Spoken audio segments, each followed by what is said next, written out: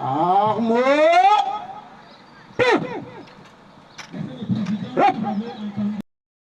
L'audience publique du tribunal militaire de garnison de Kinshasa-Ndili siégeant en matière répressive en procédure de flagrance au premier degré en chambre foraine devant la maison communale de l'Ancélé ce vendredi 3 avril 2026 à 13h47 minutes. En cause, l'auditeur militaire des garnisons, ministère public et partie civile, contre affaire en continuation 2, 1, RP 1686 026 et RMP 2617 OML 026. Prévenu Sierra Amba Masia Papi. 2. Sierra Boata Papa Giscard. Poursuivi pour vol à main armée. Association des malfaiteurs. Détention illégale d'armes et munitions de guerre. Meurtre. Cause de blessures volontaires aggravées. 2. RP 1687-026 et RMP 2610 OMN 026. Prévenu AP de deuxième classe Pico Lukanda Trésor. 2. AP de deuxième classe Lukoji Mwapilu Ngoi. 3. Sir Badimon Badibanga Demoké. Poursuivi pour vol à main armée et association des malfaiteurs. Fait à Kinshasa le 2 avril. Samedi le 28 février, Badibanga BD ayaki na frère naye, beau-frère naye Patrick. Bakomi na ndako ayambaki bango. Ayambi bango apesi bango ya kolia balei. Na butu bato baye kokotela ye. Na bato baye kokotela ye, amoni ezalaki Badibanga na baninga na ye ya bafaux policier. Et na moi na yango amoni Badibanga lobi na tongo, mais Badibanga apesaki ye mbote te. Aleki asali santo. Pourtant ya mesana kopesa ye mbote. Asengi bozongisa ya mbongo na biloko bozwaki ezali bongo montant ya $4,000 na $500,000 oyibaki na ndako. Alobi bongo boza bafaux policier bokotelaka bato na ndako.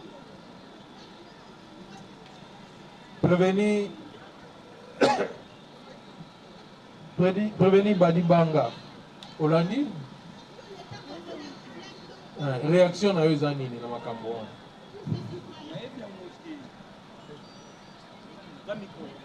Zwa micro pour répondre.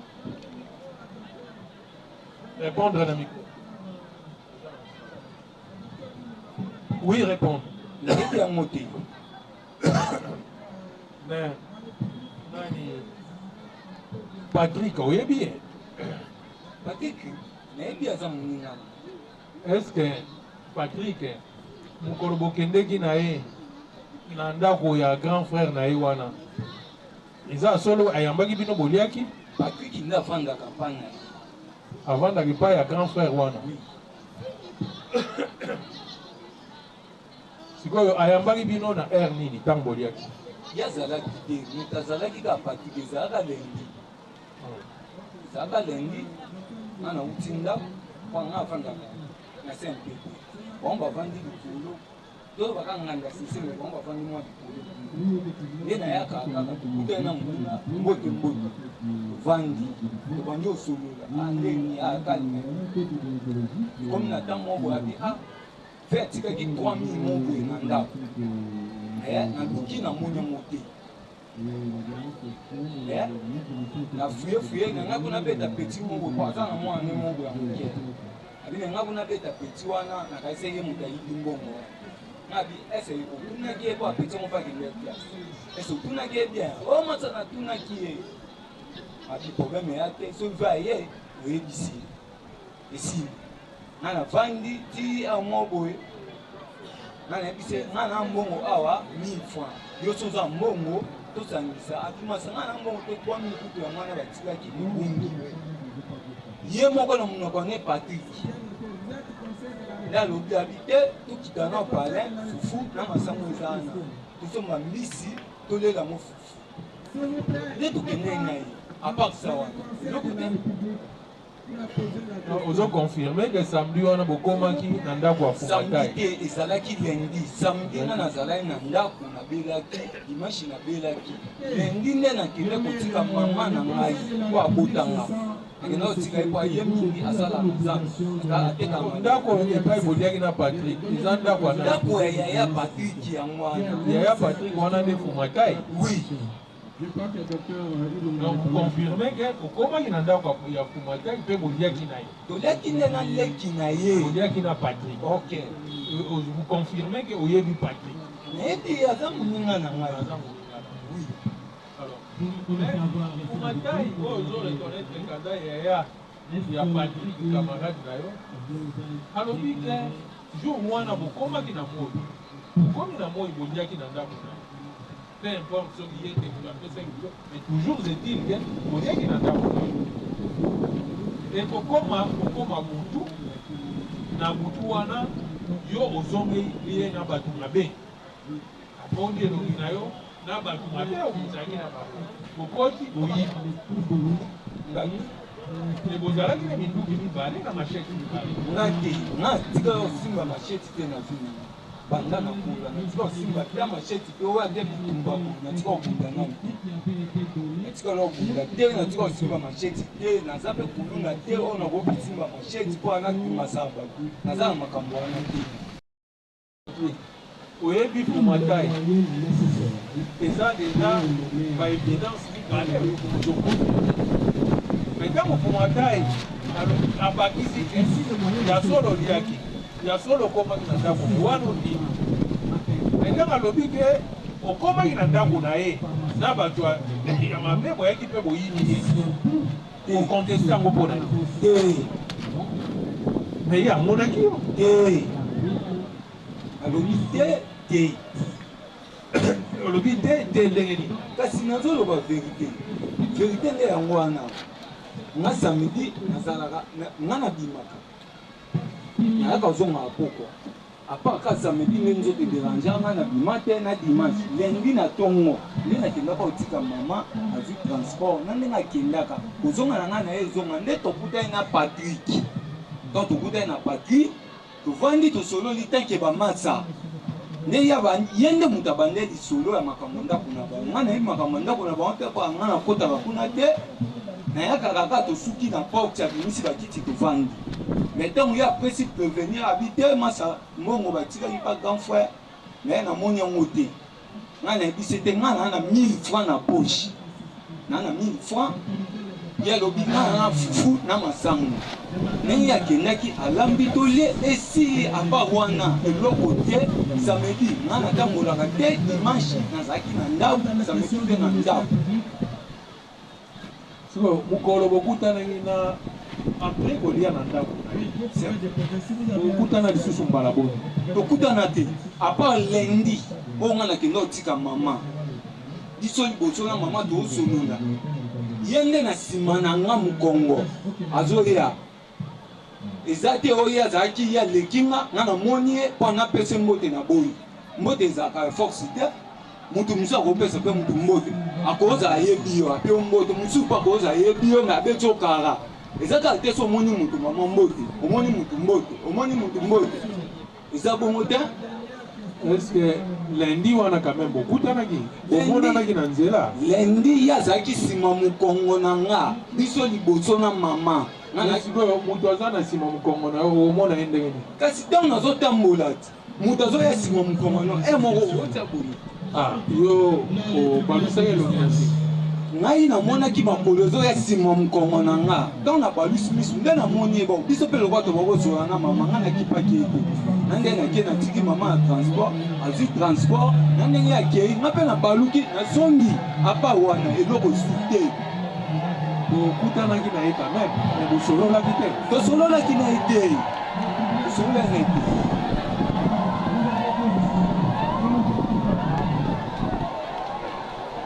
Proveni.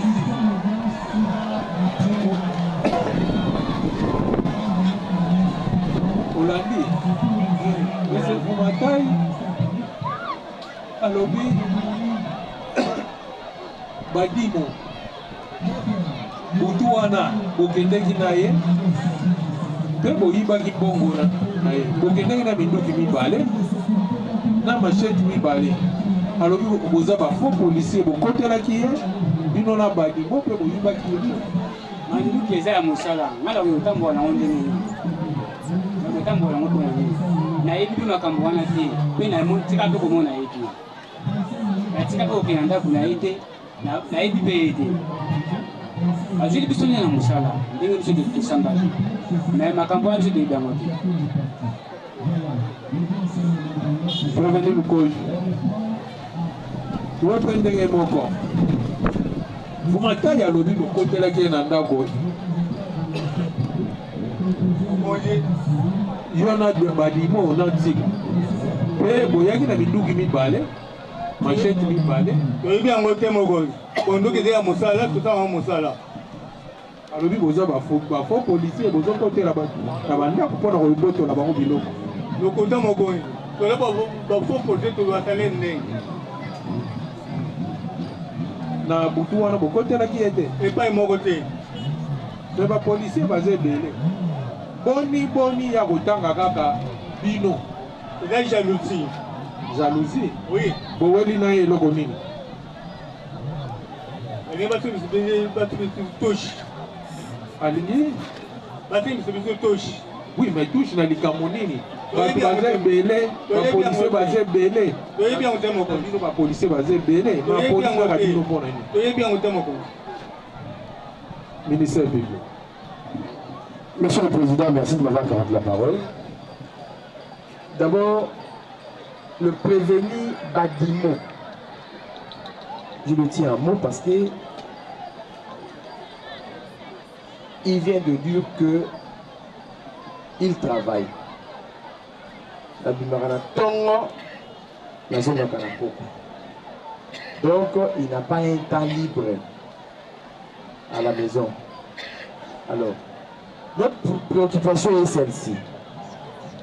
Nous demandons au prévenu Badimo. Yo lobby Badimo. On lobby au salaire. Ah non, ok, d'accord. Tout le monde a pourquoi.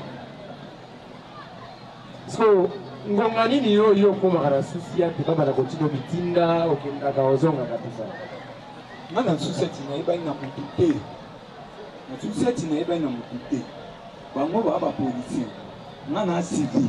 Ngana boyeba na bango ba kwa. Bango batinda ngate. Bango baza nga batinda ngana te. Ngana teka kande bilamba. Kozonga na ngana zonga ba 20h, 21h, 22h, 23h. Ba nga zonga yango.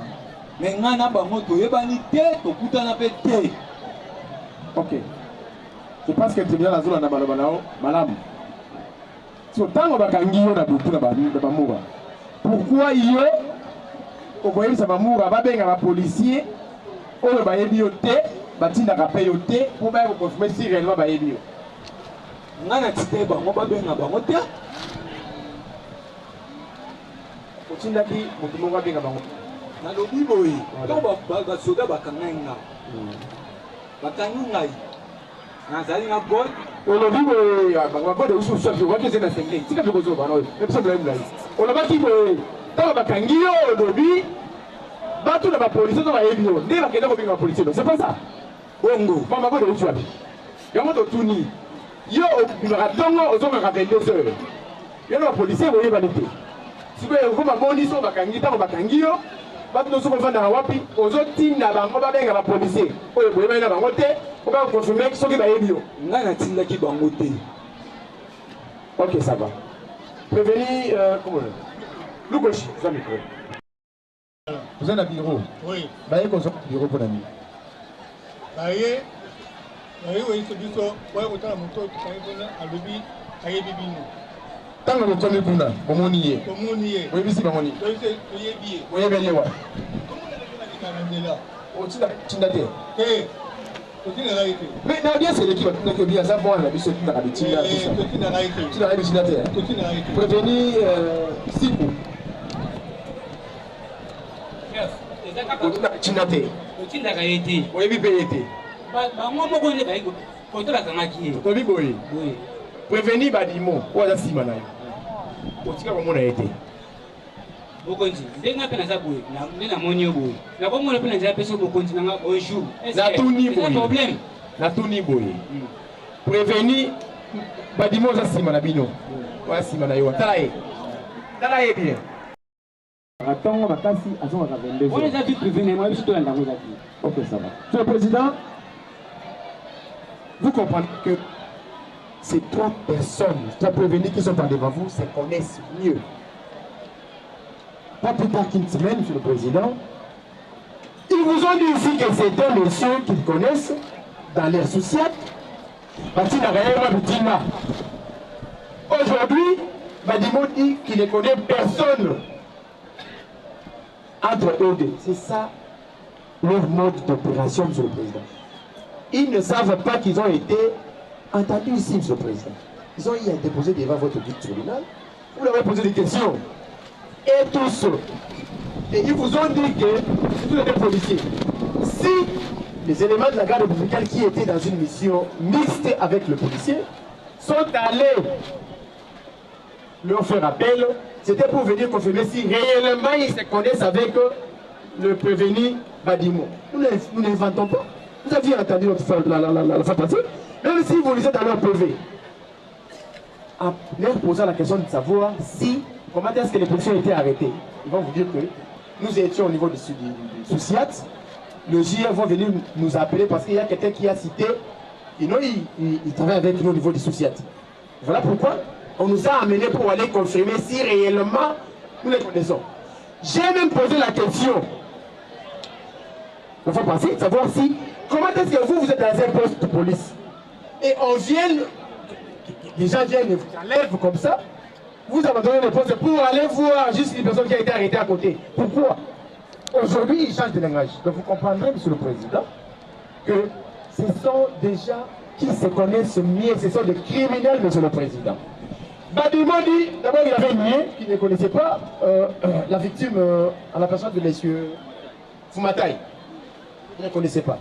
Mais aujourd'hui, il accepte qu'il connaît Fumataï. Il est allé manger chez lui avec son beau-frère et c'est tout.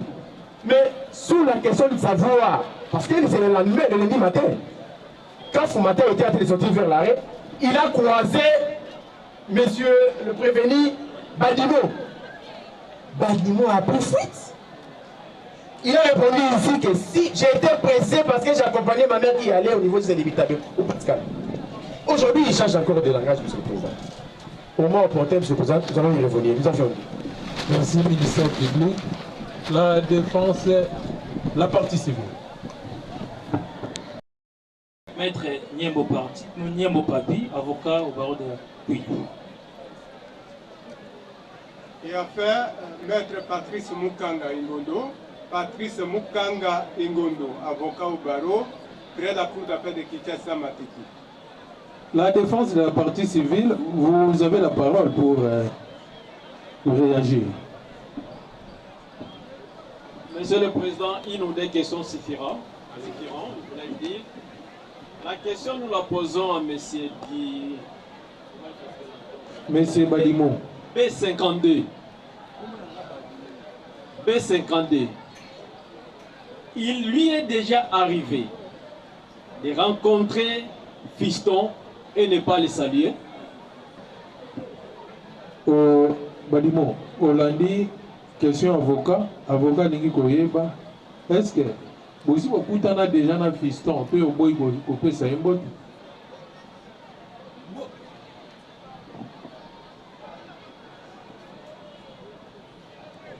Moto bapesaka ye mbote pamba te. Landa question, répondre à la question. Est-ce que, et comme là déjà beaucoup d'années fiston, peu au boy coupé ça un bot. Napesaka ye mbote. Mais napesaka mbote pamba te. Il a répondu. Ok. Allez-y, maître. Mais pourquoi ce jour-là, il ne lui a pas salué? C'est quoi? On peut ça qui est mbote pour Nani. Mbote comme il y a force.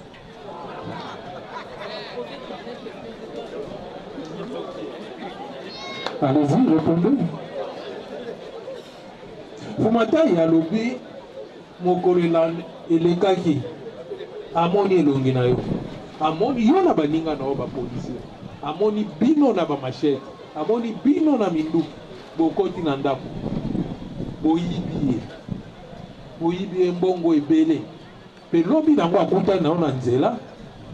Olingo pesa embo tete. Lokuta. Les questions et avocat. Avocat ningi boyeba. Opesa embo tete pona nini? Lokuta. Ngana kuta na kana yendi. Yengi amoya zaka simwa mukongo na ngana kinako kuta na babo ketika nde mama ake musala. Ok ya mama nde na simwa mukongo na nde ngana mona ke na musika. Ye musika ngape musika. Ngana ke na komi na prince na tiki mama biso to ngake ngape na baluki na zoninda ici. Maître, vous avez encore d'autres questions? Monsieur le Président, c'est ce qu'on appelle la culpabilité. D'habitude, Badimo B52 vous dit, il les salit, il les connaît. Et à des fois aussi, comme le disait la partie civile, quand tu les vois, il les salit, patron d'Abisso Yakate Yeyo. Les matons, comme ils disent à Kinshasa. Mais ces jours-là, le lendemain de leur opération, rongés par la culpabilité, ils ne pouvaient pas les regarder en face. Voilà pourquoi il vous dit Namona Kiye Nasimananga. Est-ce que lorsqu'une personne est derrière, on peut les voir? Ou on peut les sentir? Mais il dit Namona Kiye Namakolo Nasimananga. Monsieur le Président, nous allons revenir avec force. Très bien, le tribunal suspend pour 5 minutes.